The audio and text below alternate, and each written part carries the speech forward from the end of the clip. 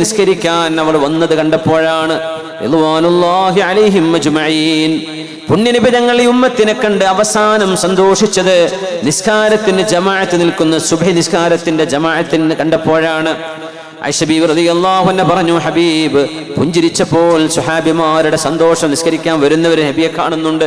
ഹബീബ് വരും, ഹബീബ് തിരിച്ചു വരും, ഞങ്ങളിലേക്ക് തിരിച്ചു വരും, ഹബീബിന്റെ അസുഖം മാറും സല്ലല്ലാഹു അലൈഹി വസല്ലം. ആ പ്രതീക്ഷയിലാണവര്. കർട്ടനങ്ങ് മൂടി വെച്ച് നബി തങ്ങൾ പറഞ്ഞു സല്ലല്ലാഹു അലൈഹി വസല്ലം, ആയിഷ ലം യബ്ഖ മിനൻ നുബുവ്വതി ഇല്ലൽ മുബശ്ശിറാത്ത്.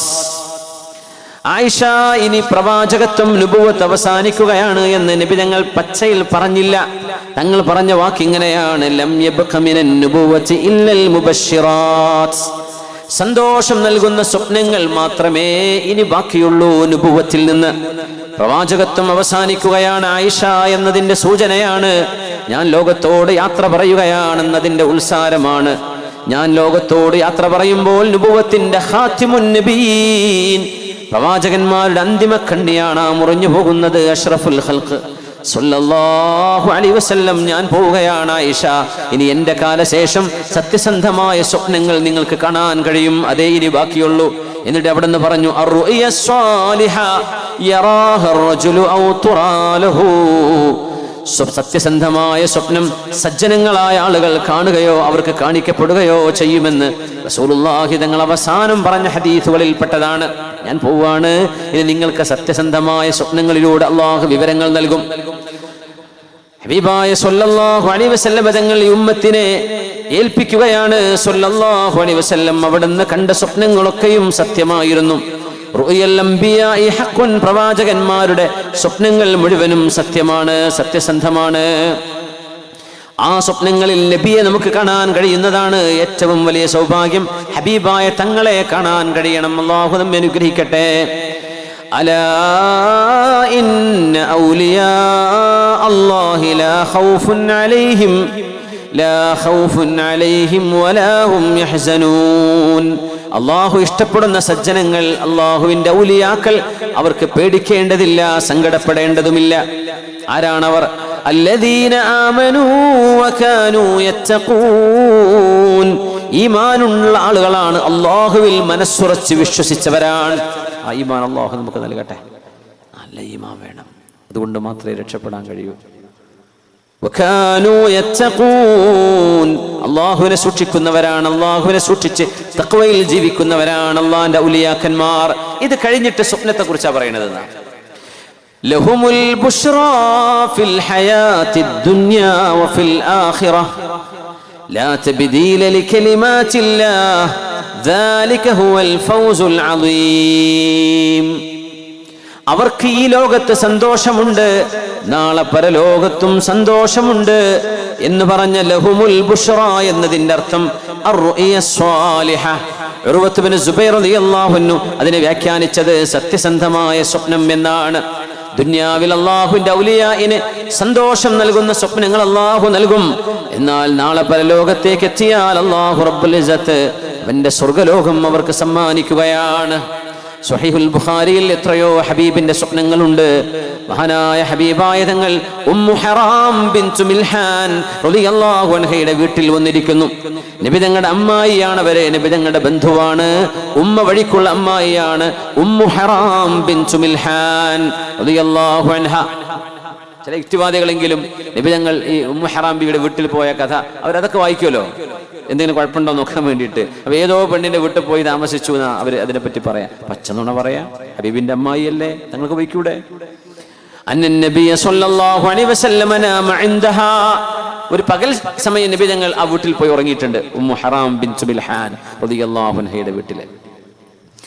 ഉറക്കത്തിൽ നിന്ന് എഴുന്നേറ്റു തങ്ങൾ. വഹുവ യദ്ഹഖു, തങ്ങൾ കണ്ട ഒരു സ്വപ്നം കണ്ട് നബി തങ്ങൾ ചിരിക്കുകയായിരുന്നു. ഫഖാലത് ലഹു, ഉമ്മു ഹറാം ബിൻതു മിൽഹാൻ ബീവി തങ്ങളോട് ചോദിച്ചു, എന്തൊരു മനോഹരമായ ചോദ്യം. ബിഅബീ അൻത വ ഉമ്മീ യാ റസൂലല്ലാഹ്. സ്വഹാബത്തിന്റെ വാക്കുകളാണത്. നബിയെ എന്ന് വിളിക്കുന്നതിന് പകരം അതിന്റെ മുമ്പ് എൻ്റെ ഉപ്പയും എൻ്റെ ഉമ്മയും നബിയേ അങ്ങേക്കു ദണ്ഡമാണ് എന്ന് പറഞ്ഞാൽ എൻ്റെ ഉമ്മാനും വാപ്പായും തരാം, എനിക്ക് അങ്ങയെ വേണം നബിയെ, അങ്ങ് ജീവിച്ചിരിക്കണം. എൻ്റെ മാതാപിതാക്കളെക്കാളേറെ ഞാൻ അങ്ങയെ സ്നേഹിക്കുന്നു നബിയെ എന്നാണ് ആ വാക്കിനർത്ഥം.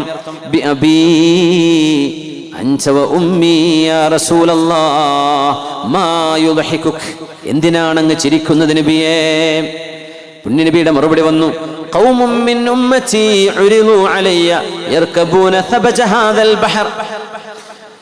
നമ്മുടെ അടുത്തുള്ള സമുദ്രത്തിന്റെ മധ്യത്തിലൂടെ യാത്ര ചെയ്യുന്ന എന്റെ അനുയായികളെ അള്ളാഹു എനിക്ക് കാണിച്ചു തന്നു. ധർമ്മം സ്ഥാപിക്കുവാൻ വേണ്ടി, തിന്മകളെ ഉച്ചാടനം ചെയ്യാൻ വേണ്ടി യാത്ര ചെയ്യുന്ന അള്ളാഹുവിന്റെ ദീനിന്റെ ഉശിരുള്ള ആളുകൾ, എന്റെ ഉമ്മത്തികൾ കടലിന്റെ നടുക്കടലിൽ യാത്ര ചെയ്യുന്നത് അള്ളാഹു എനിക്ക് കാണിച്ചു തന്നു. തങ്ങൾ കടൽ കണ്ടിട്ടില്ല സല്ലല്ലാഹു അലൈഹി വസല്ലം, തങ്ങൾ കടൽ കണ്ടിട്ടില്ല, കപ്പൽ കണ്ടിട്ടില്ല സല്ലല്ലാഹു അലൈഹി വസല്ലം. പക്ഷേ എത്രയാണ് കടലിനെ കുറിച്ച് ഖുർആനിൽ വന്ന പരാമർശങ്ങൾ. തങ്ങൾ കണ്ടിട്ടില്ലല്ലോ, കടൽ കണ്ടിട്ടില്ല തങ്ങൾ സല്ലല്ലാഹു അലൈഹി വസല്ലം. ഹദീസ് ഖുർആനിലേ പറയുന്നതൊക്കെ, വഹിയല്ലേ പറയുന്നത്. യർകബൂന സബജ ഹാദൽ ബഹർ ഐ വസത ഹാദൽ ബഹർ, സമുദ്രത്തിന്റെ മധ്യം, അതിനാണ് സബജ് എന്ന് പറയാൻ. സമുദ്രത്തിന്റെ മധ്യത്തിലൂടെ എന്റെ അനുയായികൾ മരുഭൂമിയിലൂടെ നടന്ന പോലെ അവര് മുലൂകൻ അലൽ അസിറ, ആ കപ്പലുകളിൽ ബെഡ് ഉണ്ടാവും, ബെഡുകളിൽ രാജാക്കന്മാരിയ്ക്കുന്ന പോലെ ഇസ്സത്തോടെ, പേടിക്കാതെ, ആശ്വാസത്തോടെ എന്റെ ഉമ്മത്തികൾ യാത്ര ചെയ്യും ദീനിന്റെ സംസ്ഥാപനത്തിന് വേണ്ടി. ആ ഒരു കാര്യം അല്ലാഹു എനിക്ക് കാണിച്ചു തന്നു. ഉമ്മു ഹറാം ബീവി ചോദിച്ച ചോദ്യം എന്താണെന്നറിയുമോ? നബിയേ, ആ യാത്രാ സംഘത്തിൽ എനിക്കും പോകാൻ അവസരം വേണം, എനിക്ക് വേണ്ടി ദുആ ചെയ്യണേ, എനിക്കും ആ കപ്പൽ കയറി പോണം, അതൊരാഗ്രഹമാണ്. നബി തങ്ങൾ പറഞ്ഞു, അൻതി മിൻഹും, ഉമ്മു ഹറാം ബിൻതു മിൽഹാനെ, നിങ്ങൾ ആ സംഘത്തിലുണ്ട്, നിങ്ങൾ ആ സംഘത്തിലുണ്ട്. അങ്ങനെ തങ്ങൾ സുമ്മനാം, കുറച്ചുകൂടെ അവിടെ കിടന്നു, ഉറങ്ങിയിരുന്നു. ഒരു അല്പം ഉറക്കം. ചിരിച്ചുകൊണ്ട് വീണ്ടും നബി തങ്ങൾ എഴുന്നേറ്റു. അപ്പോഴും ബീവി ചോദിച്ചു, നോക്കണം നബി തങ്ങൾ എഴുന്നേൽക്കുന്നത് നോക്കി നിൽക്കുകയാണ് അവര്. ഹബീബിന്റെ ഉറക്കം നഷ്ടപ്പെടാതെ പുണ്യ നബിയെ കാണുകയാണവര്. അവിടെ നിന്ന് ചിരിക്കുന്നതും കരയുന്നതും ഹദീസുകളാണ്, അവിടുത്തെ വാക്കുകൾ ഹദീസുകളാണ്, ചിന്തകളും അനക്കവും നടന്നതും ഹദീസാണ്. എല്ലാം ഡോക്യുമെന്റഡ്, എല്ലാം രേഖപ്പെടുത്തപ്പെട്ടിരിക്കുകയാണ്. ബീവി ചോദിച്ചു, നബിയേ, മാ യുളഹികുക ബിഅബി അൻത വഉമ്മി യാ റസൂലല്ലാഹ്, നബിയേ എന്താണ് അങ്ങ് ചിരിക്കാൻ കാരണം? അപ്പൊ തങ്ങൾ വീണ്ടും പറഞ്ഞു ഇത് തന്നെ. ഖൗമും മിൻ ഉമ്മതി ഉരിദു അലൈ യർകബൂന സബജ ഹാദൽ ബഹരി മുലൂകൻ അലൽ അസിറ, രാജാക്കന്മാരെ പോലെ കുഷ്യനുകളിൽ കൈകുത്തി നിന്നിട്ട്, സോഫകളിൽ ഇരുന്നിട്ട് കപ്പലുകൾ കയറി ദീനിന്റെ ദഅവത്തിന് വേണ്ടി യാത്ര പോകുന്ന എന്റെ അനുയായികളെ അള്ളാഹു എനിക്ക് കാണിച്ചു തന്നു. ബീവി അപ്പോഴും ചോദിച്ചു, യാ റസൂലല്ലാഹ്, നബിയേ രണ്ടാമത് പോകുന്ന ആ സംഘത്തിൽ എന്നെ ഉൾപ്പെടുത്തേണമേ. അപ്പൊ തങ്ങൾ പറഞ്ഞു, ഇല്ല, അൻതി മിനൽ അവ്വലീൻ, ആദ്യം പോകുന്ന സംഘത്തിൽ നിങ്ങളുണ്ട്, രണ്ടാമത്തെ സംഘം പോകുമ്പോ നിങ്ങൾക്കതിന്റെ ഭാഗ്യം ഉണ്ടാവില്ല. ഉമ്മു ഹറാം അവരുടെ ഭർത്താവാണ് മഹാനായ സ്വഹാബി ഉബാദത്ത് ബിൻ സ്വാമിത് റളിയല്ലാഹു അൻഹു. ഉബാദത്ത് ബിൻ സ്വാമിത് റളിയല്ലാഹു അൻഹുവിന്റെ കൂടെ കപ്പൽ കയറി ധർമ്മസമരത്തിന് പോയ മഹദിയാണ് ഉമ്മു ഹറാം ബീവി റളിയല്ലാഹു അൻഹാ. ആ ഒന്നാമത്തെ യാത്ര കഴിഞ്ഞ് തിരിച്ചു വന്നപ്പോൾ ഒട്ടകപ്പുറത്ത് ഇറങ്ങുന്ന സമയത്ത് താഴെ വീണ് കഴുത്തൊടിഞ്ഞ് വഫാത്താവുകയാണ്. രണ്ടാമത്തെ യാത്രയിൽ പോവാൻ കഴിഞ്ഞിട്ടില്ല. ആദ്യത്തെ യാത്രയെ നിങ്ങൾക്കുള്ളൂ, നിങ്ങൾ ആദ്യത്തെ സംഘത്തിലുണ്ട് എന്ന് നബി തങ്ങൾ പറഞ്ഞത് അതുപോലെ സംഭവിച്ചു. കാരണം വമാ യൻതിഖു അനിൽ ഹവാ ഇൻ ഹുവ ഇല്ലാ വഹ്യു യൂഹാ, അള്ളാഹു നൽകുന്ന ദിവ്യബോധനമല്ലാതെ തോന്നിയത് പറയുന്നവരല്ല മുഹമ്മദ് റസൂലുള്ളാഹി എന്ന നമ്മുടെ കരളിന്റെ കരളായ ഹൃദയത്തിന്റെ കഷ്ണമായ നമ്മുടെ ജീവന്റെ ജീവനായ അഷ്റഫുൽ ഖൽഖ് റസൂലുള്ളാഹി സ്വല്ലല്ലാഹു അലൈഹി വസല്ലം. ഉമ്മുൽ അലാഉൽ അൻസ്വാരിയ എന്ന മഹദി മദീനക്കാരിയായ അൻസ്വാരിയത്തായ ഉമ്മയാണ്. അവര് പറയുന്നു, മുഹാജിറുകൾ, മക്കക്കാരായ മുസ്ലിമീങ്ങൾ മക്ക എന്ന നാട് ഉപേക്ഷിച്ച് മദീനയിലേക്ക് വന്നപ്പോ ഉസ്മാൻ ഇബ്നു മദ്ഊൻ റളിയല്ലാഹു അൻഹുവിനെ ഞങ്ങൾക്കാണ് കിട്ടിയത്. യഖ്തസമൽ അൻസാറുൽ മുഹാജിരീൻ, മുഹാജിറുകളെ അൻസ്വാരികൾ ഏറ്റെടുക്കുക ചെയ്ത്. ഒരു നാട്ടിലും മഹല്ലിലൊക്കെ ചെയ്യാൻ പറ്റുന്ന സംഗതിയാണ്. ഒരു മുതലാളി ഒരു പാവപ്പെട്ട വീട്ടുകാരെ ഏറ്റെടുക്കുക, അവരുടെ ഭക്ഷണം, അവർക്ക് എന്തെങ്കിലും പ്രയാസം ഉണ്ടെങ്കിൽ സഹായിക്കാൻ പറ്റുന്ന ആളാണ്. നിങ്ങൾ ഈ വീട്ടുകാരുടെ കാര്യം നോക്കണേ, നിങ്ങൾ ഈ വീട്ടുകാരെ നോക്കണേ. ഓരോ മഹല്ലിലും കഴിവുള്ളവർ കഴിവില്ലാത്ത ഒരു വീട്ടുകാരെ ഏറ്റെടുത്താൽ നമുക്ക് കൂട്ടമായി ചെയ്യുന്ന ഈ ഒരു ചാരിറ്റിയിലൊക്കെ വലിയൊരു ആശ്വാസം കിട്ടും. അവർ ശ്രദ്ധിച്ചോളും. തങ്ങൾ ചെയ്തത് അങ്ങനെയാണ്. മദീനയിൽ ഒരു അൻസ്വാരിയോട് പറഞ്ഞു, നിങ്ങളൊരു മുഹാജിറിനെ ഏറ്റെടുക്കണം. ഓരോ അൻസ്വാരിയും ഓരോരോ മുഹാജിറിനെ ഏറ്റെടുത്തു. സുബ്ഹാനല്ലാഹ്. അങ്ങനെ ഉമ്മുൽ അലാ ബീവി പറയുന്നു, ഞങ്ങൾക്ക് കിട്ടിയ മുഹാജിറാണ് ഉസ്മാൻ ഇബ്നു മദ്ഊൻ റളിയല്ലാഹു അൻഹു. അവരുടെ ഒരു ചരിത്രം വേറെയുണ്ട്. ഉസ്മാൻ ഇബ്നു മദ്ഊൻ എന്നവരുടെ ഖുർആനിലെ ഒരു ആയത്ത് ഇറങ്ങിയപ്പോഴാണ് എനിക്ക് എൻ്റെ ഈമാൻ ഖൽബിൽ ഉറച്ചത് എന്ന് പറഞ്ഞ സ്വഹാബി. ഭയങ്കര ബുദ്ധിമാനിയായിരുന്നു. നബി നിങ്ങൾ കാണുമ്പോഴൊക്കെ ഉസ്മാൻ ഇബ്നു മദ്ഊൻ, നിങ്ങളെപ്പോലെയുള്ള ആളുകൾ ഇസ്ലാം വിശ്വസിക്കാതെ പോവരുത് കേട്ടോ. നിങ്ങളൊക്കെ ഇസ്ലാം സ്വീകരിക്കാതെ പോവാന്ന് പറഞ്ഞ എന്താണ്? ഇസ്ലാം നിങ്ങൾക്ക് വളരെ അപ്പീലിംഗ് അല്ലേ? നിങ്ങൾക്കിത് മനസ്സിലാവുന്നില്ലേ? വേറെ ആരും പോട്ടെ, നിങ്ങൾ ബുദ്ധിയുള്ള ആളല്ലേ?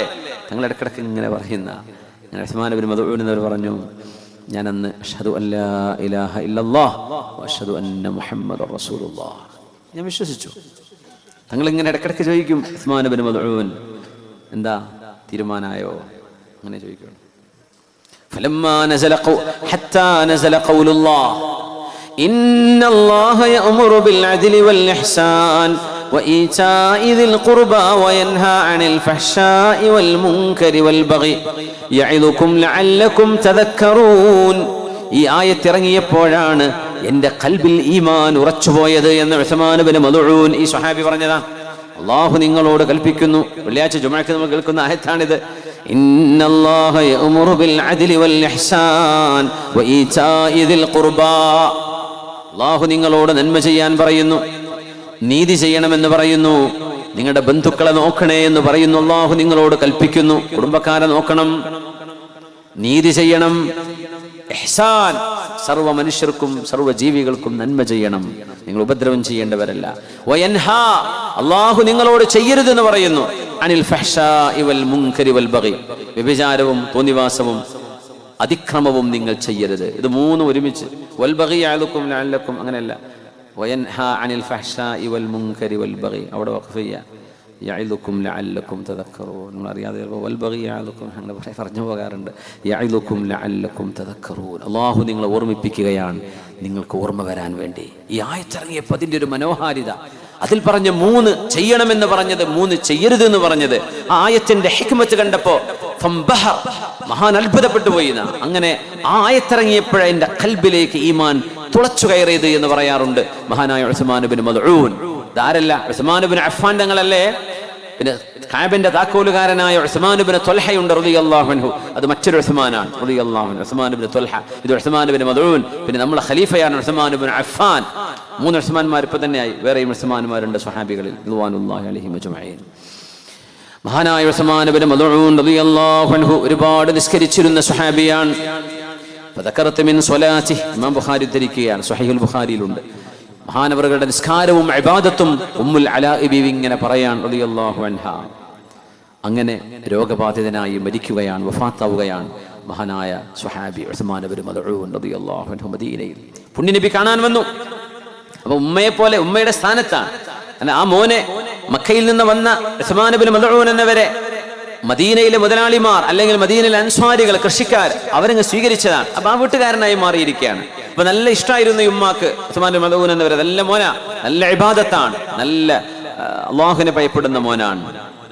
പുണ്യ നബി തങ്ങൾ വന്നു, മയ്യത്ത് കാണാൻ വേണ്ടി ഹബീബായ നബി തങ്ങൾ വന്നു. ഫകശഫ അൻ വജ്ഹി, മയ്യത്തിന്റെ മുഖം മൂടി വെച്ചിരിക്കുന്നു കഫം പുട കൊണ്ട്. അല്ലാഹു നമുക്ക് ആ നേരൊക്കെ കലിമ ചൊല്ലി മരിക്കാൻ ഭാഗ്യം നൽകട്ടെ. നമ്മളിങ്ങനെ കിടക്കുമ്പോൾ മുഖം നോക്കാനൊക്കെ ആൾക്കാർ വരൂലേ? അങ്ങനെയാണ് അല്ലാഹു നമുക്ക് അവസരമൊരുക്കുന്നതെങ്കിൽ മുഅ്മിനീങ്ങളുടെ അടയാളങ്ങൾ അല്ലാഹു നമ്മളിൽ കാണിച്ചു തരട്ടെ. അല്ലാഹു നമുക്ക് ആഖിറത്തിൽ വിജയിക്കുന്ന ഭാഗ്യം നൽകട്ടെ. ഫകശഫ അൻ വജ്ഹിഹി വഖബ്ബല, നല്ല മനുഷ്യന്മാർ മരിച്ചു കിടക്കുമ്പോൾ അവരുടെ നെറ്റിത്തടത്ത് ഉമ്മ വെക്കണം. സ്വാലിഹീങ്ങളെ പുണ്യനബി തങ്ങൾ ഉസ്മാൻ ഇബ്നു മദ്ഊൻ എന്നവരുടെ മുഖത്തുനിന്ന് കഫം പുട നീക്കിയിട്ട് നെറ്റിയിൽ ഉമ്മ വെച്ചു. വബക, പുണ്യനബി കരഞ്ഞു സല്ലല്ലാഹു അലൈഹി വസല്ലം. അത്തിപ്പറ്റ ഇവിടെ അടുത്താണല്ലേ. അത്തിപ്പറ്റ ഉസ്താദ് വഫാത്താകുന്ന ദിവസം അന്ന് ഞങ്ങൾ പയ്യയ്ക്ക് മംഗലാപുരം ഭാഗത്ത് ഒരു പ്രോഗ്രാം വാല് നടന്നുകൊണ്ടിരിക്കുന്ന സമയത്ത്, ഇതുപോലൊരു സമയത്താണ് ഉസ്താദ് വഫാത്തായി എന്നുള്ള വിവരം അറിയുന്നത്. ഞാൻ ഓർത്തു പോവുകയാണ്, അല്ലാഹു മഹാനവറുകളുടെ കൂടെ നമ്മുടെ മഹാന്മാരായ ഉസ്താദുമാർ, സമസ്തകളുടെ ജമീഅത്തുൽ ഉലമയുടെ, നമ്മുടെ ദീനിൻ്റെ സഹകാരികളും മറാക്കളും ഖാദിമീങ്ങളും ഒക്കെയായ മുഹിബ്ബീങ്ങളായ ഒരുപാട് ആളുകൾ മരിച്ചുപോയി. നമ്മുടെ മാതാപിതാക്കളും ബന്ധുക്കളൊക്കെ കൂട്ടത്തിലുണ്ട്. അല്ലാഹു അവർക്കൊക്കെ മഗ്ഫിറത്തും റഹ്മത്തും ചെയ്യട്ടെ. ആമീൻ യാ റബ്ബൽ ആലമീൻ. അവരുടെയൊക്കെ കൂടെ സ്വർഗ്ഗത്തിലെത്താൻ അല്ലാഹു നമുക്കും ഭാഗ്യം നൽകട്ടെ. ഇതെങ്ങനെയെന്നറിയോ, ജയിലിൽ കുറേ ആൾക്കാരെ പിടിച്ച് കൊല്ലാൻ വേണ്ടി, അല്ലെങ്കിൽ അവരെ തൂക്കിലേറ്റാൻ വേണ്ടി തീരുമാനിച്ച് കൂട്ടിലാക്കിയിട്ടേ ഓരോ ദിവസം ഓരോരുത്തരുടെ മുഖം പൊത്തി കൊണ്ടുപോകും.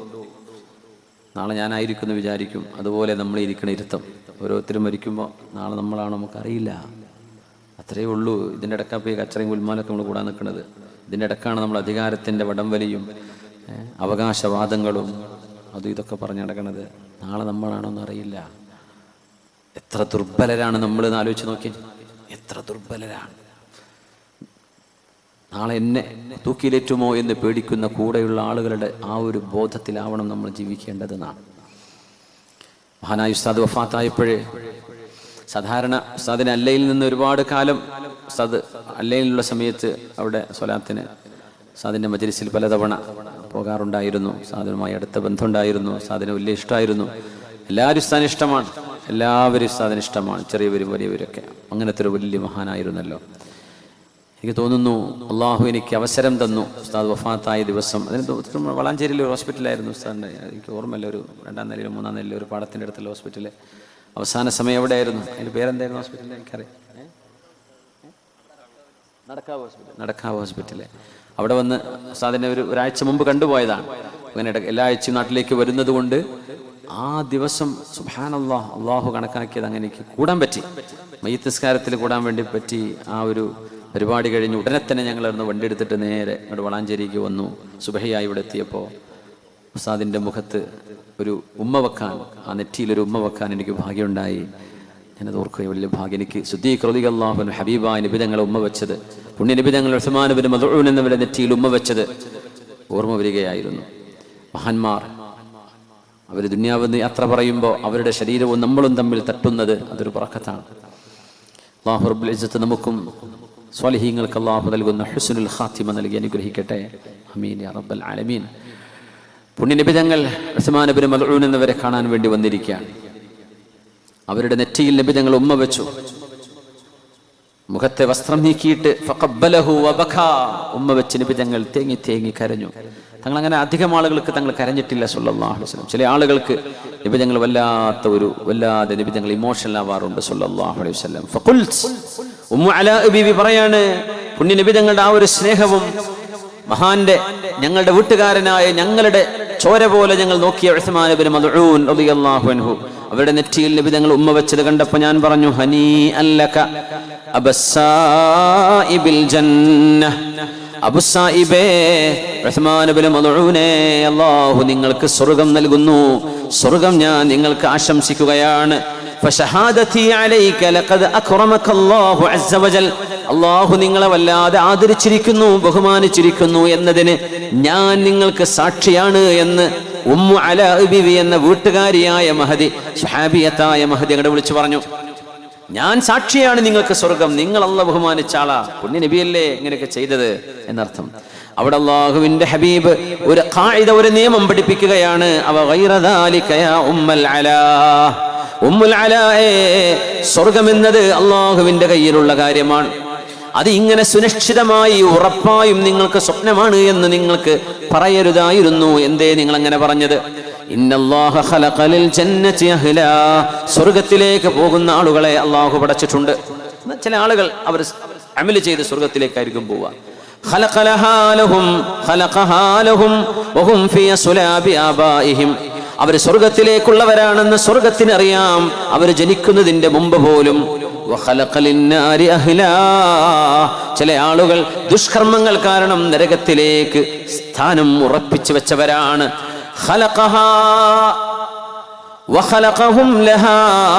നരകത്തെ പടച്ചതും അവർക്ക് വേണ്ടി തന്നെയാണ്. അവരുടെ വാപ്പമാരുടെ മുതുകിലൂടെ ജനിക്കാൻ പോകുമ്പോൾ പോലും അള്ളാഹുവിനറിയാമായിരുന്നു ഇവർ ദുഷ്കർമ്മം ചെയ്യാൻ പോകുന്നവരാണെന്ന്. അള്ളാഹ് ചെയ്യിപ്പിക്കല്ല, അവരത് ചെയ്യുമെന്ന് അള്ളാഹ്ക്കറിയാം. അള്ളാഹു അവരെ ചെയ്യിപ്പിച്ചതല്ല. അള്ളാഹുവിനെല്ലാം അറിയാം, സംഭവിക്കാൻ പോകുന്ന റബ്ബിനറിഞ്ഞു. അവർക്ക് ഫ്രീ വിൽ, നിങ്ങൾക്ക് നന്മയും തിന്മയും തെരഞ്ഞെടുക്കാം എന്ന കഴിവ് അള്ളാഹു ഇഖ്തിയാർ കൊടുക്കുമ്പോൾ അവർ തിന്മയെ തിരഞ്ഞെടുക്കുള്ളൂ എന്ന് അള്ളാഹു നേരത്തെ അറിഞ്ഞു. അതിനിപ്പോ എന്തിനാ അവസ്ഥ വെക്കേണ്ട കാര്യം? അള്ളാഹു അവരെ നരകത്തിലേക്കാക്കി പടച്ചതല്ല. എപ്പോഴും ശ്രദ്ധിക്കണം, ഖദർ ഖളാന്റെ വിഷയം വരുമ്പോൾ നമ്മൾ മജ്ബൂറല്ലേ, ജബരിയത്തിന്റെ വാദം കടന്നു വരും. അത് ബിദ്അഈ ആശയമാണ്.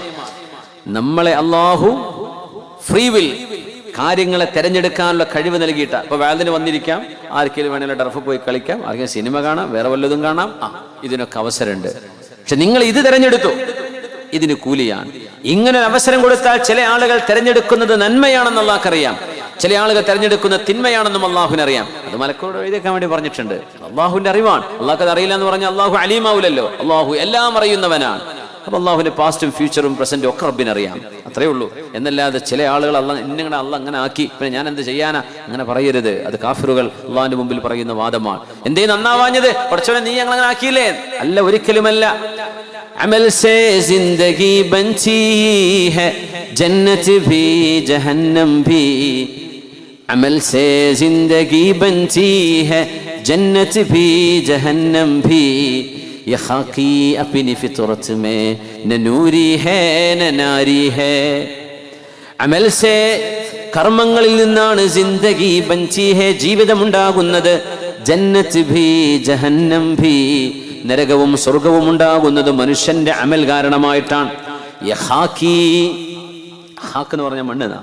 യെ ഖാക്കി, മണ്ണിൽ നിന്ന് പടക്കപ്പെട്ടവനായ ഈ മനുഷ്യൻ, അപ്പിനി ഫിത്റത്ത് മേ ന നൂരി ഹേ ന നാരി ഹേ, നൂറായ ജന്നത്തിലേക്കോ നാറായ നരകത്തിലേക്കോ ജന്മന അള്ളാഹു അങ്ങനെ പടച്ചതല്ല.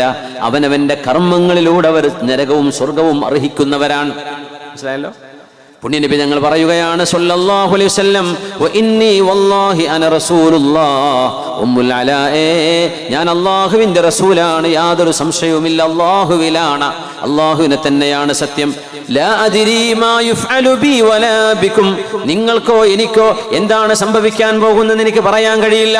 അല്ലാഹു അറിയിച്ചു തരുന്നതേ എനിക്ക് പറയാൻ കഴിയുകയുള്ളൂ എന്ന് പറഞ്ഞപ്പോൾ ഫഖാലത് فوالله يا رسول الله لا أزكي بعده أحدا أبدا, ഉസ്മാൻ ഇബ്നു മദ്ഊൻ സ്വർഗ്ഗത്തിലേക്കാണ് എന്ന് ഞാൻ ഉറപ്പിച്ചു പറഞ്ഞത് തെറ്റായല്ലേ നബിയെ? ഇനി ഒരിക്കലും ഞാൻ ആരെപ്പറ്റിയും അങ്ങനെ പറയില്ല. അങ്ങനെ മഹദിക്ക് വല്ലാത്ത സങ്കടമായി. നമ്മൾ ആരും സ്വർഗത്തിലാണ് എന്ന് ഉറപ്പിച്ചു പറയാൻ കഴിയില്ല. ഹബീബായ നബി തങ്ങൾ വഹീന്റെ വെളിച്ചത്തിലൂടെ പഠിപ്പിച്ചു തന്നവരെ ഒഴികെ. അശ്റത്തുൽ മുബശ്ശിരീൻ ബിലാൽ എന്നവര്, ഉമർ റളിയല്ലാഹു അൻഹു, ഒരുപാട് സ്വഹാബിമാർ നബി തങ്ങൾ പേരെടുത്ത് പറഞ്ഞവര്, പല സന്ദർഭങ്ങളിൽ പറഞ്ഞവര് എന്നവരെ അല്ലാതെ സ്വർഗം ഉറപ്പാണ് എന്ന് പറയാൻ കഴിയില്ല. നഹ്സിബുഹും, നമ്മൾ വിചാരിക്കുന്നത് അവർ സ്വർഗവാസികളാണെന്നാണ്, അങ്ങനെ പറയാവൂ. വല്ലാഹു ഹസീബുഹും, അവരെ വിചാരണ ചെയ്യുന്ന അല്ലാഹുവല്ലേ, നമുക്കറിയില്ലല്ലോ അവർ സ്വർഗവാസികളാണെന്നായി, സ്വർഗവാസികളാകുമെന്നായിരിക്കും നമ്മൾ വിചാരിക്കണത്. അത്രേ പറയാവൂ, ഉറപ്പില്ലല്ലോ. അല്ലാഹുവിന്റെ അടുത്തുള്ള വിഷയമല്ലേ അത്, അങ്ങനെ പറയാവൂ.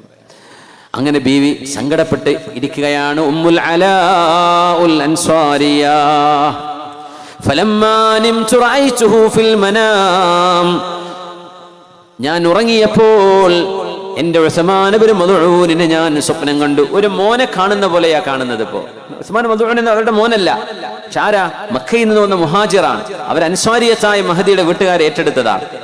സ്വപ്നം കണ്ടു. വറഅയ്തു ലഹു ഐനൻ തജ്രി, ഉസ്മാൻ ഇബ്നു മദ്ഊനിന്റെ കാലിന്റെ അടിഭാഗങ്ങളിലൂടെ, മഹാനിരിക്കുന്ന പ്രതലത്തിലൂടെ മനോഹരമായ സ്വർഗീയ അരുവികൾ ഒഴുകുന്നത് ഞാൻ കണ്ടു. സ്വർഗത്തിലെ പുഴ എന്ന് പറയുമ്പോൾ നമ്മളിവിടുത്തെ അടുത്ത ഒഴുകുന്ന പുഴ ഏതാ? ഭാരതപ്പുഴ, നിളാനദിയുണ്ട്, തൂതപ്പുഴയുണ്ട് അല്ലേ? അതൊക്കെ ഉണ്ടായിരിക്കും. നാട്ടിലെ പുഴയായിരിക്കും, മണൽ കോരാൻ പറ്റും. ഇതൊന്നും അല്ല സ്വർഗത്തിലെ പുഴ കേട്ടോ. സ്വർഗത്തിലെ അരുവികളും ഇതല്ല, പേര് മാത്രമേ ഉള്ളൂ എന്നാ, അത് വേറെയാണ്. സ്വർഗത്തിൽ കൊട്ടാരം എന്ന് പറയുമ്പോൾ ദുന്യാവിലെ കൊട്ടാരം ഓർക്കണ്ട, അത് പേരേ ഉള്ളൂ. അതെന്താണെന്ന് ഒരു കണ്ണും കണ്ടിട്ടില്ല, ഒരു കാതും കേട്ടിട്ടില്ല, ഒരു ഡിസൈനർക്കോ ഒരു ആർക്കിടെക്റ്റിനോ അത് ഡിസൈൻ ചെയ്യാനോ ഡ്രീം ചെയ്യാൻ പോലും കഴിയില്ല എന്ന്. അതാണ് സ്വർഗലോകം. ഞാൻ കണ്ടു വറഅയ്തു ലഹു ഐനൻ തജ്രി, അരുവികൾ ഇങ്ങനെ ഒഴുകുന്നുണ്ട്. ഇത് കണ്ടപ്പോൾ ഭയങ്കര സന്തോഷമായി, സ്വപ്നല്ലേ. ഫജാഅത് ഇലാ റസൂലില്ലാഹ്, അല്ലാഹുവിന്റെ ഹബീബിനോട് വന്നിട്ട് പറഞ്ഞു, നബിയേ ഇങ്ങനെ ഞാൻ ഇന്നലെ ഒരു സ്വപ്നം കണ്ടു, ഉസ്മാൻ ഇബ്നു മദ്ഊൻ സ്വർഗ്ഗത്തിലിരിക്കുന്നത് കണ്ടു നബിയേ, അരുവി ഒഴുകുന്നതും കണ്ടു നബിയേ. ഫഖാൽ, അതിന് മറുപടിയായി തങ്ങൾ പറഞ്ഞു സല്ലല്ലാഹു അലൈഹി വസല്ലം, ദാക അമലുഹു, ആ ഒഴുകുന്ന അരുവി ഉസ്മാൻ ഇബ്നു മദ്ഊൻ എന്നവർ ചെയ്ത അമലാണ്, അവരുടെ അമലുകളാണ്, സ്വതക്കയാണ്, ദാനധർമ്മമാണ്, ദിക്റുകളാണ്, സ്വലാത്തുകളാണ്, ഖിയാമുൽ ലൈലാണ്, ഹൃദയത്തിന്റെ വിശുദ്ധിയാണ്, പുഞ്ചിരിച്ചതാണ്, ആശ്വാസം നൽകിയതാണ്, ജനങ്ങളെ സഹായിച്ചതാണ്.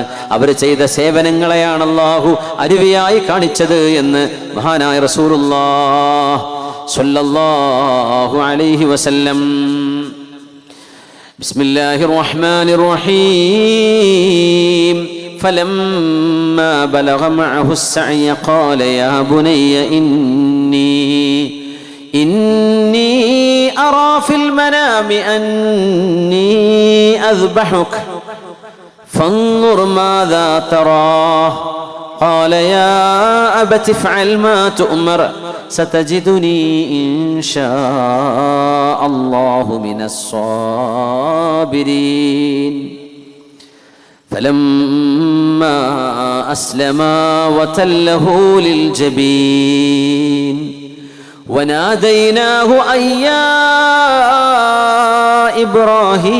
إبراهيم قد صدقت الرؤيا إنا كذلك نجزي المحسنين. سيدنا إبراهيم عليه السلام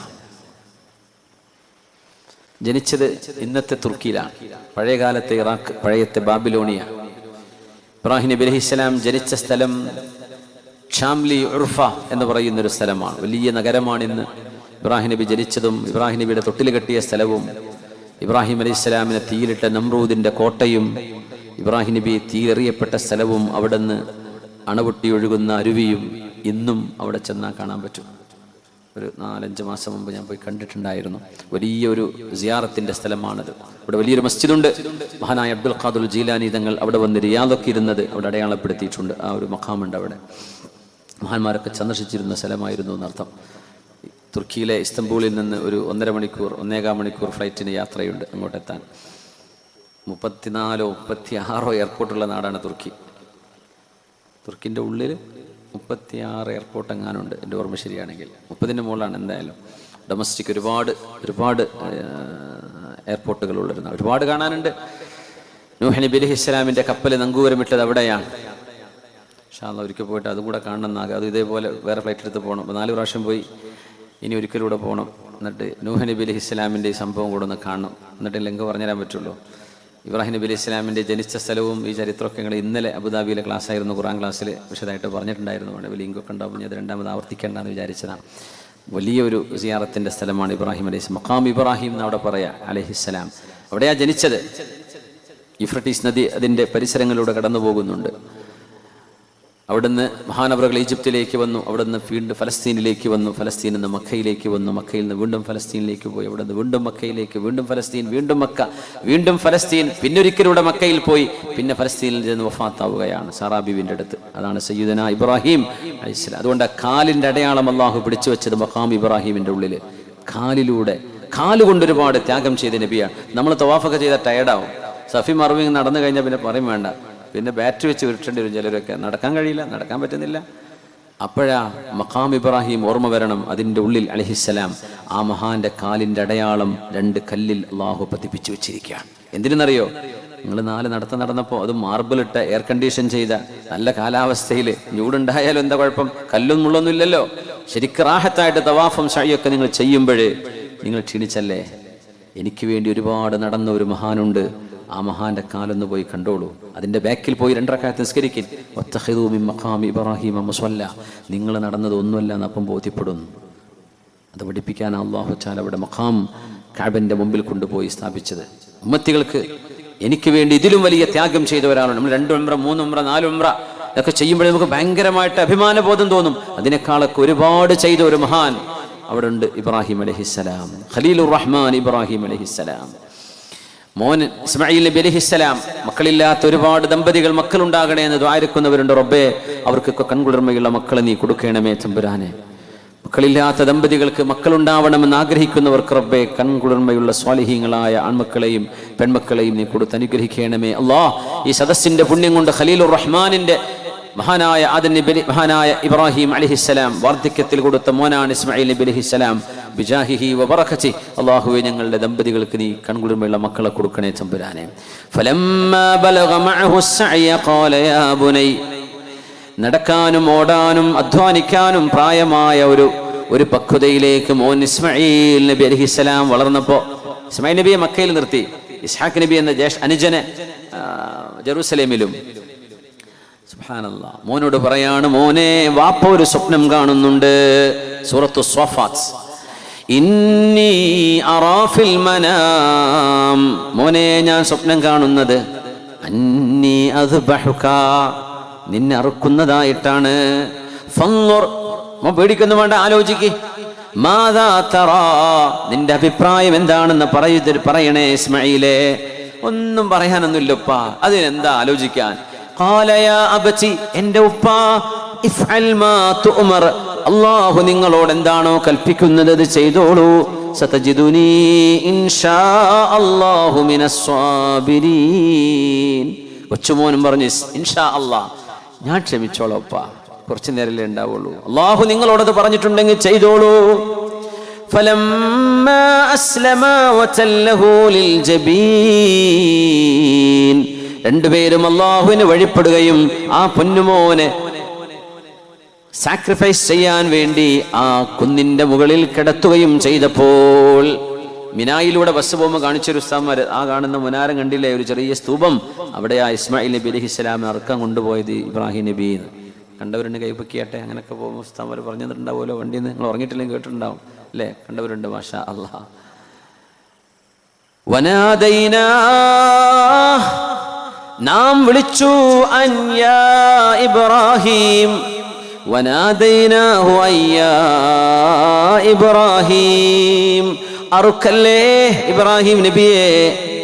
ഖദ് സദ്ദഖത റുയാ, ഈ സ്വപ്നം സത്യമായിരുന്നു, അത് നിങ്ങൾ അനുവർത്തിക്കുകയും ചെയ്തു. നിങ്ങളെ മോനെ കൊല്ലരുത്, അത് അല്ലാഹു ഒരിക്കലും പറയില്ല.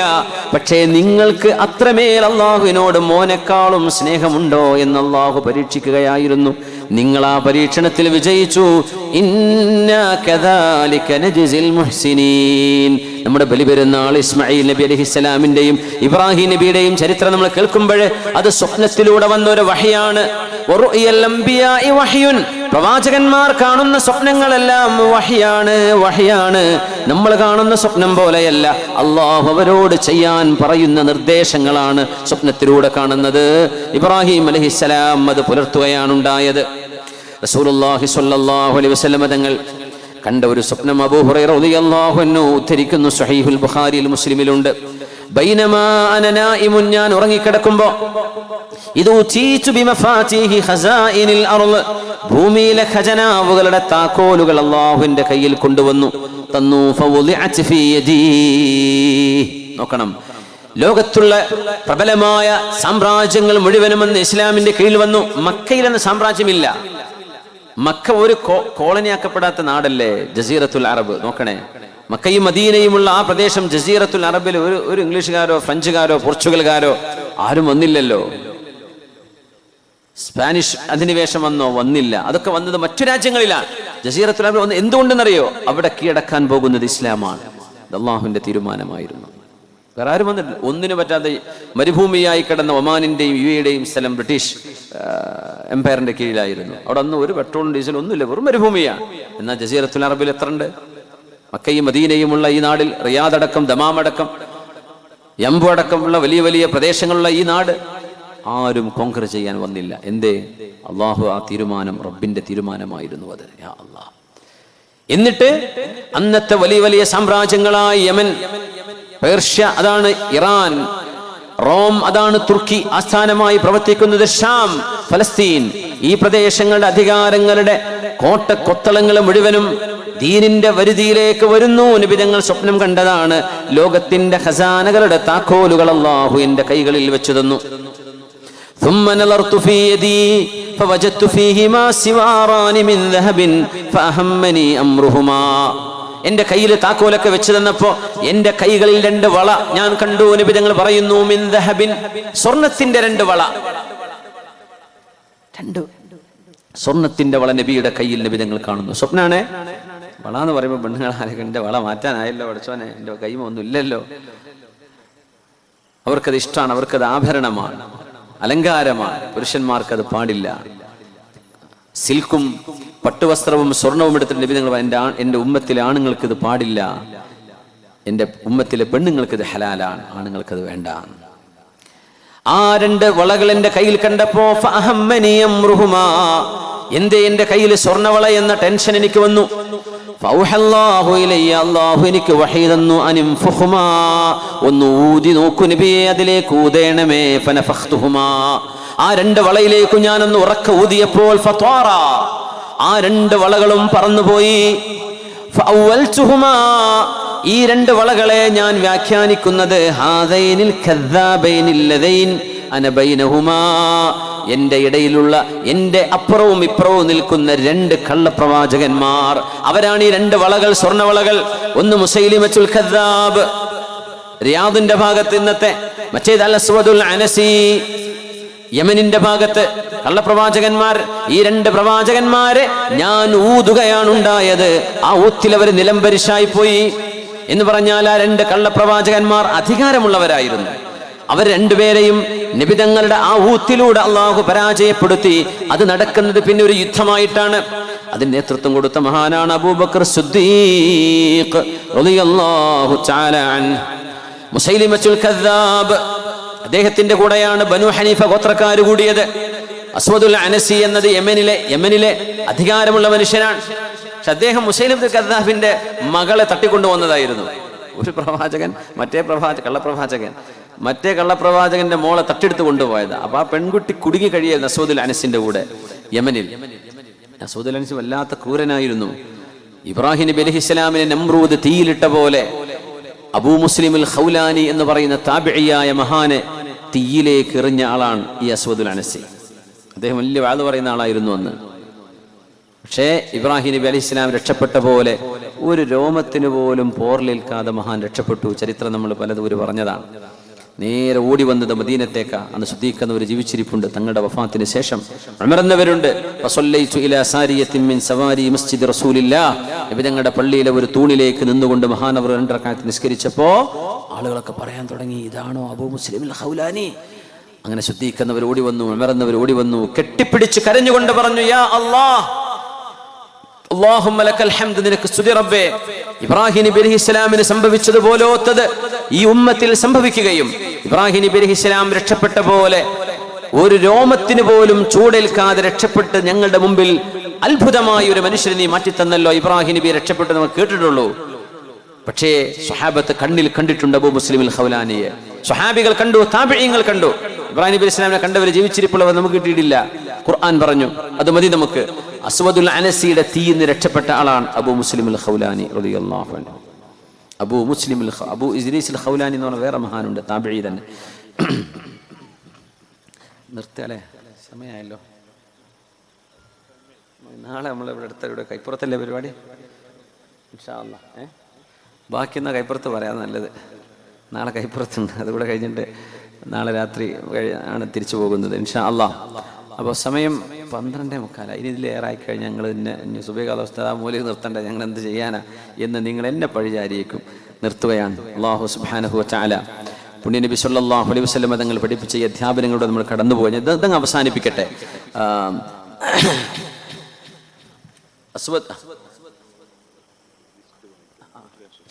ദുആ വസിയത്തുകൾ വായിക്കാനുണ്ട്, അത് കഴിഞ്ഞിട്ടാണ് നമ്മൾ ദുആ ചെയ്യുന്നത്. അപ്പോൾ നബി തങ്ങൾ കണ്ട സ്വപ്നം ഇതാ, 2 വളകൾ. ആ വളകൾ നബി തങ്ങൾ ഊതാൻ പറഞ്ഞു. അല്ലാഹു അത് ഊതിയപ്പോൾ അത് തെറിച്ചുപോയി. ആ തെറിച്ചുപോയത് ഒന്ന് അൽ അസ്വദുൽ അനസി എന്ന കള്ളപ്രവാചകൻ. യമൻ നബി തങ്ങളുടെ മക്കയുടെ തെക്ക് കിഴക്കാണ്. പിന്നെ നബിതങ്ങളുടെ വടക്ക് പടിഞ്ഞാറ് ഭാഗമാണ് റിയാദ് കിടക്കുന്നത്. അവിടെയാണ് മുസൈലിമത്തുൽ കദ്ദാബ് ഇതിന്റെ നടുവില സത്യപ്രവാചകർ നിൽക്കുന്നത് സല്ലല്ലാഹു അലൈഹി വസല്ലം. നിങ്ങൾ പറഞ്ഞു എന്റെ അപ്പുറവും ഇപ്പുറവും നിൽക്കുന്ന ഞാൻ ആരുടെ ഇടയിലാണോ ആ രണ്ട് കള്ളപ്രവാചകന്മാരായിരുന്നു അതെന്ന് ഞാൻ ആ വളകളെ വ്യാഖ്യാനിച്ചു എന്ന് റസൂലുള്ളാഹി തങ്ങൾ സല്ലല്ലാഹു അലൈഹി വസല്ലം. അപ്പോ ഈ മനുഷ്യനെ അസ്വദുൽ അനസിയെ ദൽ ഹിമാർ, കഴുതന്റെ ആള് എന്ന പേരുണ്ടായിരുന്നു എന്നാ. കഴുതന്റെ ആള് പറയാൻ കാരണം അസ്വദുൽ അനസി അന്ന് ഒരു അങ്ങാടിയിലൂടെ, യമനിന്റെ അങ്ങാടിയിലൂടെ നടക്കുമ്പോഴേ ഒരു കുതിര കാല് തെറ്റി വീണപ്പോ ഇയാളെ പറഞ്ഞു, ഈ കുതിര കണ്ടോ എനിക്ക് സുജൂദ് ചെയ്തതാണെന്ന് പറഞ്ഞു.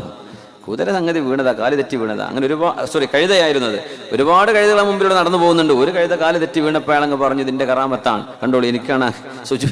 അവിടെ മുതൽ മുമ്പ് ഹിമാർ, ദൽ ഹിമാർ, ഹിമാറിന്റെ ആള്, കഴുതന്റെ ആള് എന്ന് അതിന് മുമ്പ് അറിയപ്പെട്ടത് ദൽ ഹിമാർ. സുബ്ഹാനല്ലാഹ്. ഫസുമ്മിയ ബഅദ ദാലിക ബിദിൽ ഹിമാർ എന്ന് പറയും മഹാനായ ചരിത്ര പണ്ഡിതൻ ഇബ്നു ഇസ്ഹാഖ് തങ്ങൾ പറഞ്ഞിട്ടുണ്ട്. റസൂലുള്ളാഹി സ്വല്ലല്ലാഹു അലൈഹി വസല്ലം തങ്ങളുടെ ആ ഒരു പ്രവചനം നടക്കുകയാണ് ഉണ്ടായത്.